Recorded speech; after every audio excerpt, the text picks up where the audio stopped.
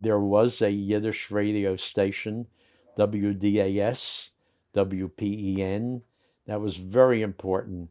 Whenever they were on during their time slot, my mother would make sure that we were listening to the radio show. There was even a newscaster, Nathan Fleischer, who gave the news of the day in Yiddish. And on Sunday afternoons, there was a show, it was a Jewish soap opera, is what it was. And my mother would listen all the time. And they also had a show where people would write letters for advice. And that was terrific. And they'd play all the different Jewish songs. And all the sponsors were, of course, Jewish business people.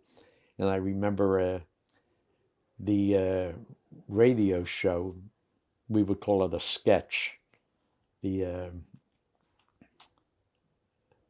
the stories that was sponsored by Planters High Hat Peanut Oil, which was a kosher oil, and I can still remember the commercial, which would be Planters Peanut Oil, gut zu kochen, gut zu backen, gut für alles, nichts zu machen, Planters Peanut Oil, Planters.